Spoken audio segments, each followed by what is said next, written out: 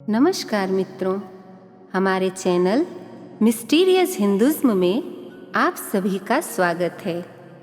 भगवान श्री राम के अनन्य भक्त, महाबलशाली रुद्रावतार, संकट मोचन भगवान हनुमान के नाम से भला कौन अनभिज्ञ है। उनकी राम भक्ति, साहस, बुद्धि और बल से तो सभी परिचित हैं, किंतु आज हम प्रभु श्री राम के परम भक्त हनुमान जी के बारे में आपको कुछ ऐसे रोचक तथ्य बताने जा रहे हैं जिनसे आप शायद अनभिज्ञ हैं। क्या आपको पता है कि हनुमान जी के 5 सगे भाई भी थे।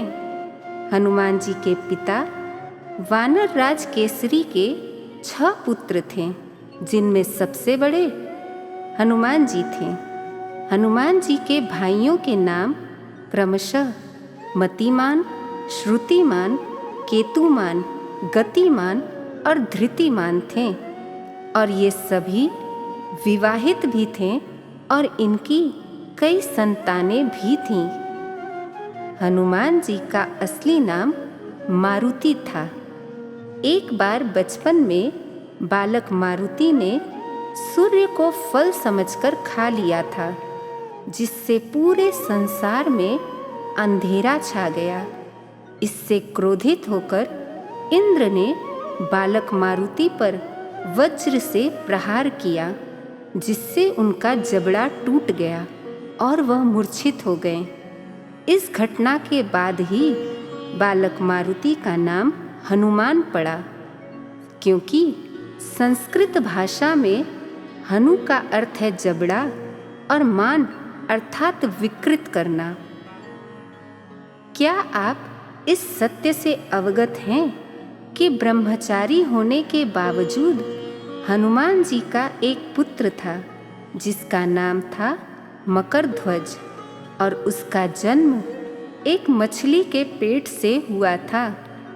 हनुमान जी ने पूरी लंका को जलाने के बाद जब अपनी पूंछ की आग को बुझाने के लिए समुद्र में डुबकी लगाई, तो उनके शरीर से निकला पसीना एक मछली के मुंह में चला गया और उससे उनके पुत्र मकरध्वज का जन्म हुआ।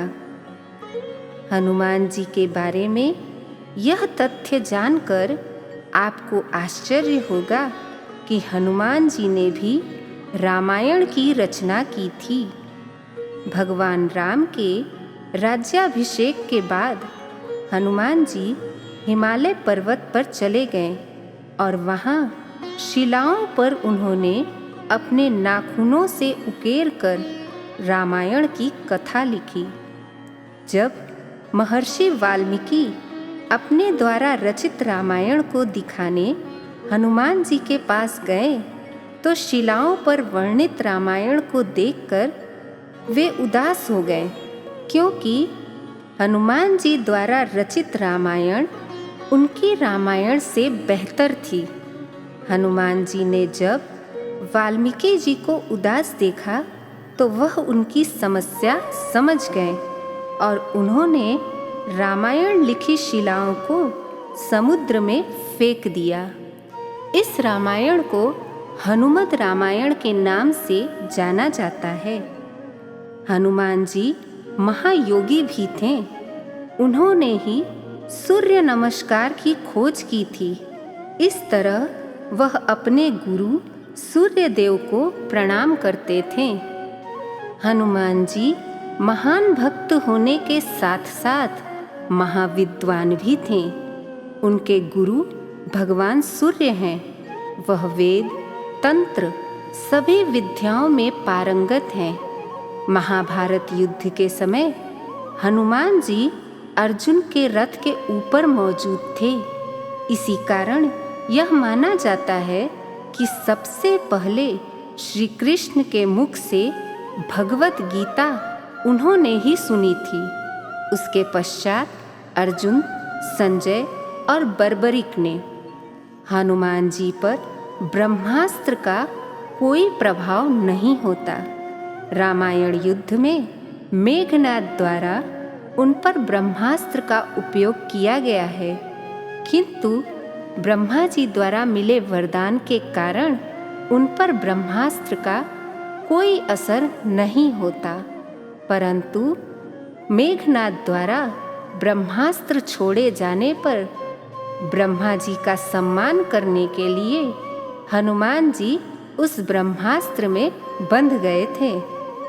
सभी देवों में हनुमान जी ही ऐसे देव हैं जो कलयुग के अंत तक पृथ्वी पर सशरीर रहेंगे और अपने भक्तों के कष्टों और संकटों का नाश करेंगे। इसीलिए तो उन्हें संकट मोचन कहा जाता है। तो मित्रों, हमारे द्वारा दी गई जानकारी आपको कैसी लगी? हमारे चैनल को लाइक, शेयर और सब्सक्राइब करना बिल्कुल भी मत भूलिएगा। जय श्री कृष्ण।